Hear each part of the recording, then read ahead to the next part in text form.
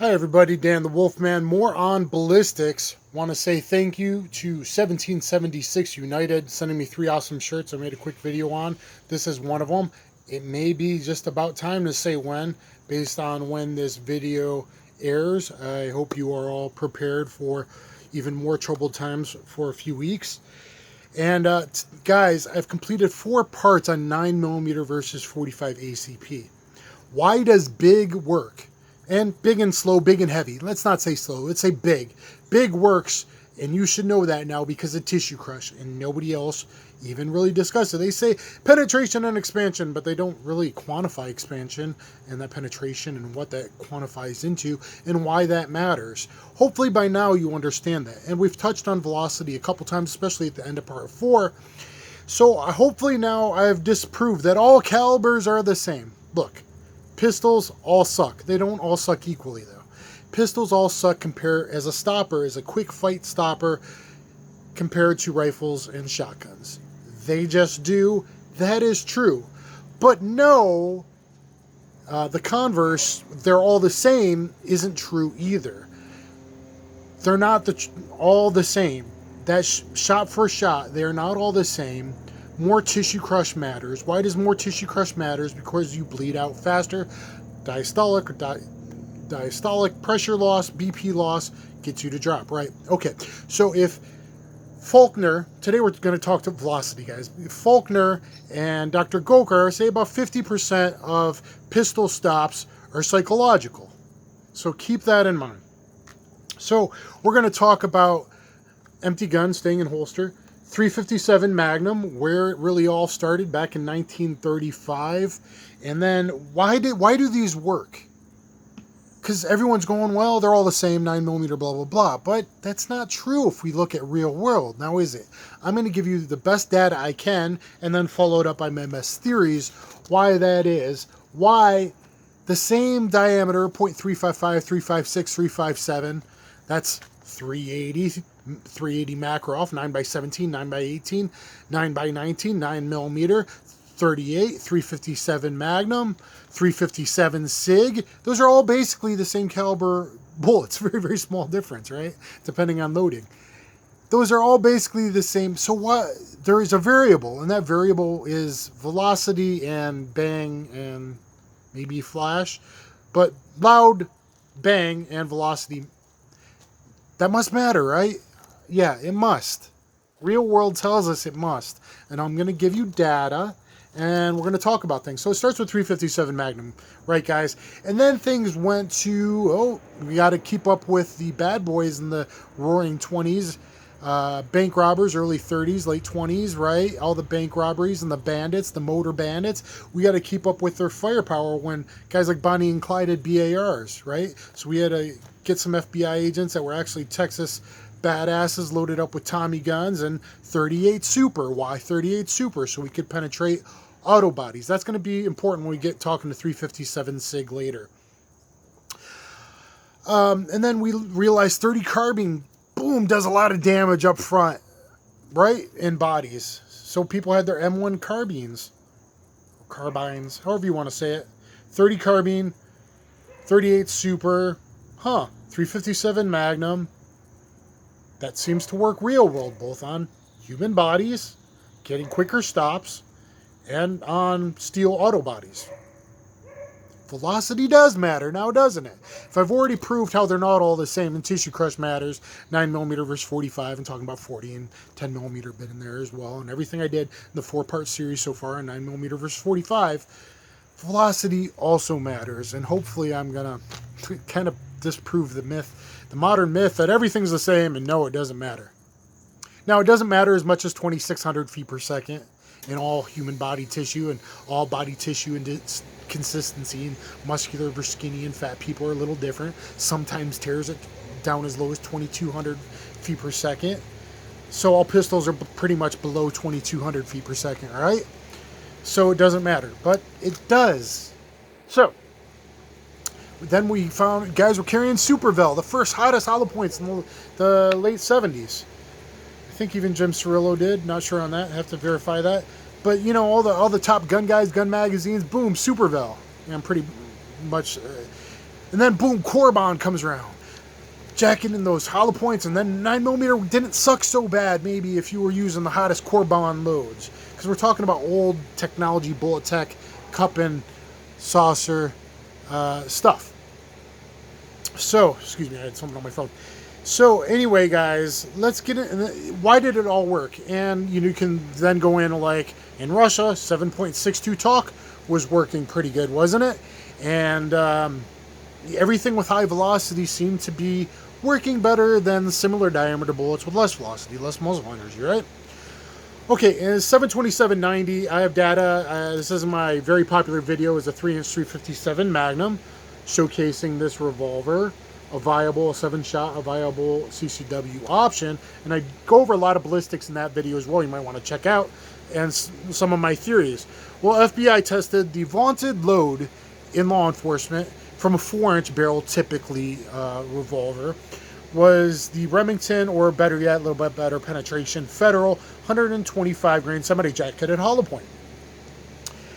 And this was known as, boom, a quick stopper, a lightning strike. People acted like they got kicked in the nuts. A lightning strike, a lightning bolt hit them. Repeated throughout the country, right? Okay, so let's go with that. Well, we've got data from a 3-inch saw model 13, only 1265 feet per second. We'll talk about that in a minute. Only 11.75 penetration, real gel, right? Expansion 51. And yet this was the most vaunted stopper, so not tons and tons of penetration. But mind you, old Smith & Wesson barrels were very, very slow. And even modern Smith & Wesson barrels got a little bit faster compared to Ruger. Ruger shoots the fastest. You don't believe me? I don't care. Go do your own research. That same load in this will go 1,400 or just a few feet per second less, depending on temperature. Almost 1,400 feet per second out of this 3-inch Ruger GP100. From a 4-inch barrel, they're listed at 1,450 and would generally get right around there, maybe 1,435, whatever. So the vaunted load was really, really high. Now again, from this 3-inch saw, older saws don't shoot very fast. The 158 grain Federal, a year later tested by the FBI, 1,200 feet per second, 15.9 inches penetration, 64 expansion. More penetration, more expansion, more tissue crush. But yet they switched from 158 grain to 125 grain, and all of a sudden everyone was talking about the lightning bolt stops. That's interesting. Now we're going to go to talking about Evan, Marshall, and Snow. Now, a lot of people really don't like their old data, but it was kind of the first data looking at real-world shootings, one-shot stops, only one shot hit in the torso, and then what happened. 357 Magnum, his data was only 2 to 3-inch barrels that I can find. I don't think he published 4-inch because it was getting out of vogue at the time. Everyone was going to autoloaders. But the Remington and Federal 125 grain had the highest out of all the 357 loads, the highest shot percentage, one-shot shot stops, if there is such a thing, 91%. Okay, so in his data of real-world shootings, we go, those were the best 357 loads, the 125 grain hot stuff. Maybe velocity matters. 9mm duty length barrel, probably 4-inch. Federal, Winchester, Remington, 115 plus P plus, all were 90 to 91%, with 9 BPLE at 91% leading the way, which I've talked about, 9 BPLE in the 9mm Force 45 videos, and Winchester SXT 127 plus P plus, 90%. So all the plus P plus, 90 to 91% 9mm were the best stoppers, according to Marshall's data, a Detroit cop. 350 Sig, whether it was Winchester XXT, Gold Dot, Corbon, or Remington, all 5 loadings, 125 grain and 357 Sig were from the 89 to 94% in one-shot stops, one hit only in the body. When people only shot one time, that's what he looked at. Top 5 40s were 91 and 94%, and those were 155 to 165 grain. Okay, so we see the 40 even better percentage, and the 45 even higher percentage of that. Kind of going with the tissue crush I've taught you about. Hopefully you understand by now. Top 45s, 185 and 230 grain, both standard and plus P. The top 5 loads were 92 to 96% effective. Top 96% was 185 Golden Saber. I don't think it penetrates enough. I go with 185 plus P Golden Saber. I think that's a great round. just behind the, or equal to the 230 grain HST, but with more energy, more velocity. Then let's go to Greg Elifritz, a alternate look at handgun stopping power. 9mm fatal percent rate was 24%. Fatal. That's not what we worry about, but it is important to understand that because what causes fatalities is blood loss. 24% fatal, 2.45 rounds on average. So any caliber, basically you got to plan on shooting people 3 times, even often with 5.56, guys. Maybe 7.62 2 rounds and 12 gauge buckshot at close range 1 time. That's a kind of good thing to kind of keep in mind, though obviously there's sometimes you got to shoot people a lot more. Greg Elifritz, alternate handgun look stopping power, 2.45 rounds average to stop, 47% one shot stops. That's torso, not head, not extremities. Torso hits, 47% effective one shot 9mm, but a 13% failure rate. Elifritz's data is really important to look at because of failure rate. When you look at below 9, everything's kind of the same above 9mm duty calibers. Then it drops down a bit from 13% to like 16%, 17%, and 38 and 380. And then there's a big drop when you go to 32, 25 ACP 22 long rifle. Failure rate is very important to look at, and I think that gives us some real world knowledge right there. Okay, 40 cal. Fatal, 25%, only 1% more tissue crush, right? More blood loss, right? 2.36 rounds to stop, a little less rounds per stop. 52%, a little more one-shot stop, torso head. 13% failure rate, the same. 45, fatal, 29%. So we see a jump up in fatalities with 45. Why? Bigger holes like we talked about don't seal up as much and they bleed more. 2.36 less round, or 2.08 rounds to stop. So pretty good drop down in rounds to stop. 51% one-shot stops, 14% failure rate. That's statistically not that significant. 357 mag and Sig though, 34% fatality rate. A lot higher fatality rate. Now that's interesting. 1.7 rounds to stop, a lot less rounds to stop. Going from like 2.5, 2.45 and 9mm to 1.7, that's a statistical drop. He looked at a good number of shootings in each caliber. 61%, 10% jump up to 14% jump up from 9mm, and the same diameter bullet, one-shot torso head stops. So we're seeing higher fatality rate, less rounds per stop, and a much higher one-shot stop according to Elifritz's data, which takes into consideration multiple shots all over the body, which a lot of people had problem with Marshall's data. So that's interesting. And that's 357 Magnum and 350 Sig combined because basically they're identical. So that's kind of leading us towards some answers here.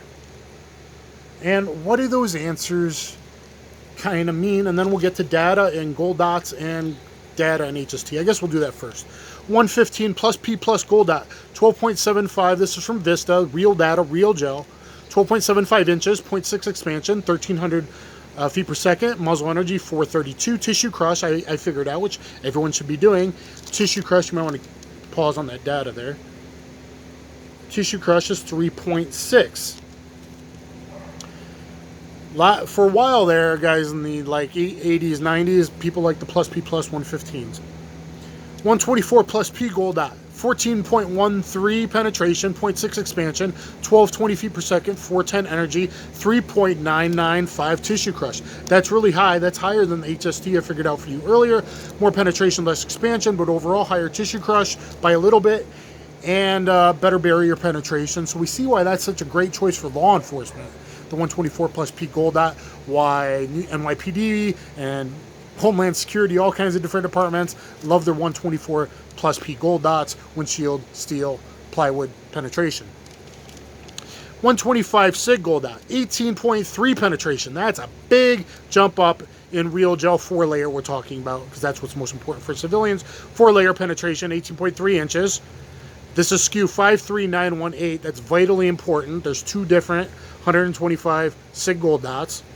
0.532 expansion, 1350 feet per second, 506 muzzle energy, more. That's 4 tissue crush. That ain't bad. That's a heck of a lot of penetration, though. Now, most departments very happy. Okay, in general, guys, everyone loved 357 Magnum. And then we went to 9B PLE for the most part, and SJHT 124 plus P, 127 plus P plus, and 115 plus P plus. 9B PLE, like I specifically use, and other plus P plus loads in this 5-inch barrel 92A1 that can specifically handle lots and lots of plus P plus ammo from this 5-inch barrel and get great velocity. Well, guys, people were real world happy with that, especially guys in a warmer state like I am. You're going to be happy with that kind of plus P plus performance in a longer barreled pistol. Okay. Why? Everyone's also very happy when they went to 357 SIG. All the departments, all the police, Secret Service, Air Marshals, Texas, Virginia, State Police, Texas DPS, a lot of shootings down in Texas, all for the most part very, very happy with it. That should tell you something. 125 SIG HST, 12.5, 64, 1426, awesome velocity, awesome muzzle energy, 564, awesome tissue crush, 4.021. Do those compare to the 8.08, 8.02 tissue crush of 45 HSTs? No, they're half. But that's pretty good. So, tissue crush number one, penetration expansion, right? But real world, 357 Magnum, 357 SIG, plus P plus 9mm worked. Why is that? Okay, the number one reason is probably the loud bang. If 50% are physiological stops in pistols and 50% approximately are psychological stops, tissue crush, even if you don't hit central nervous system, let's throw a number out there. Let's say 7% you're going to hit the T-box perfectly or the spine and get lucky. Let's just throw out 7% in all civilian and law enforcement pistol shootings. If besides that 7%, 50% are physiological, 45 is going to do more tissue crush, blood pressure loss, that's going to matter.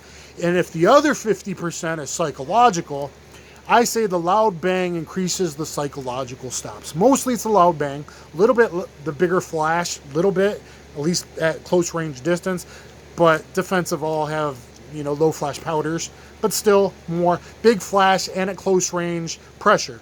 Now most shootings are within 7 yards. Really, they start out typically within 5 yards. You will feel the pressure from a 357 Magnum, 357 SIG. So the loud bang and feeling the pressure goes, oh my God, Mom, I've been shot, and leads to more psychological stops. That's the primary thing. Then a little bit flash, and then a little bit, yes, more tissue damage. Do you see that in medical examiners' reports? Not necessarily, but you talk to anyone that's hunted, shot animals, etc., and you look at Paul Harrell in the front ribs and the pork chop. If you look at Gun Sam and the bologna pack, more velocity does more damage. And even in gel tests, you look at that first 5.5 inches, there's definitely more tearing up front. And if you go back to Ella Fritz's data, higher fatality rate, that tells me there's probably more blood loss. It's the same diameter, right? Even less expansion than 9mm Hollowpoints, even though it starts the same diameter. So why? Probably more blood loss up front, even though if you don't see that in a cold body. Mostly it's the psychological stuff. In my opinion, this is the best theory, but also there's more tissue. So, yeah, does a standard 9mm do as much as a 45? No. Do these? I don't know, but they work real world. That's why if I go with a 9mm platform, I might be going plus P plus, and my first 3 to 4 rounds might be the really hot 125 before I go to 158s or 135s that are going to penetrate a little bit farther in case I got a big boy. Please thumbs up, share, subscribe. Thank you very much. Ballistics, yo.